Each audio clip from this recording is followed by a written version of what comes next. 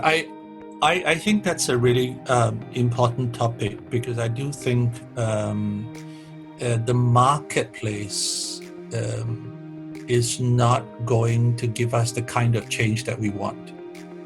If we rely on developers to voluntarily do better buildings, at some point that is going to conflict with their need for short-term profit. So the idea of long-term good can only come from policy. It cannot come from a developer's perspective. And I really think that while there are many developers out there and the projects in my book show you what is possible at the project level, I'm also very aware that they are one-offs. And to have true replication, true transformation of the city, not just nice acts of ecopuncture here and there, but to see that system-wide changing the entire city requires good policy. And I can't tell you what motivates policymakers. It depends on where you are. Yeah, and there is a whole kind of national logic of how we policymakers or politicians relate to voters and how that then translates into action or doesn't. Yeah, and it varies from America to Pakistan to Singapore. But I'll give you a few examples of where policy has made a fundamental difference to the structure of the city. Now, if you look at a place like Hong Kong, which is very, very capitalistic, right? It's really about making money and getting ahead financially.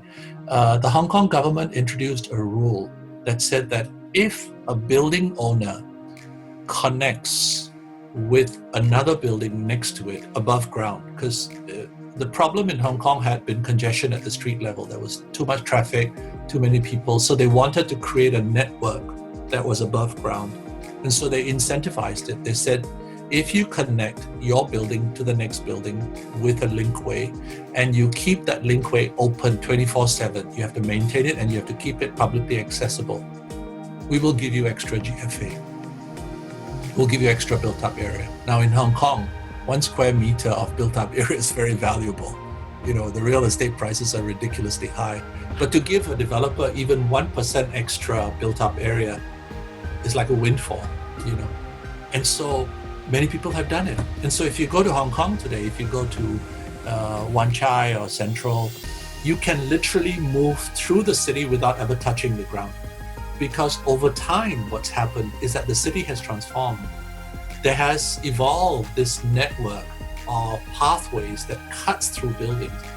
You and I will get lost because we're not residents of Hong Kong, but Hong Kongers know exactly where to go. And it's amazing. It's not only a question of mobility and convenience. These spaces on weekends become social spaces where they're inhabited by people having picnics and so on.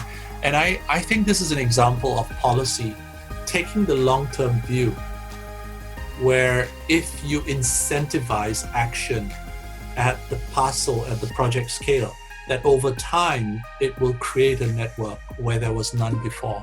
I think for me, it's a very inspirational example. And there are many other cities where, even Singapore, I know Singapore gets held up as an example of a developed state.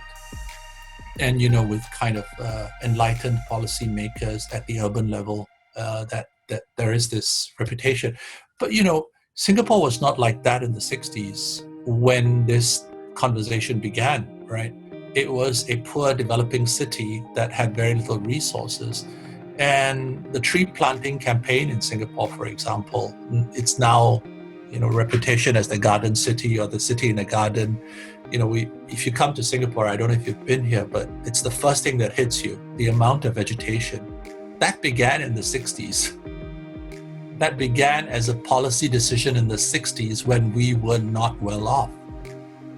And the thinking was that if you create a livable environment, if you create an environment that's pleasing, not only will it make your population happy, but it will bring investors in.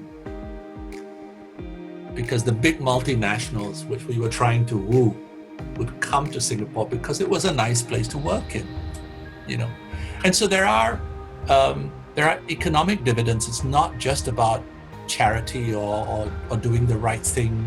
It's also about looking at the long-term economic prospect. And so I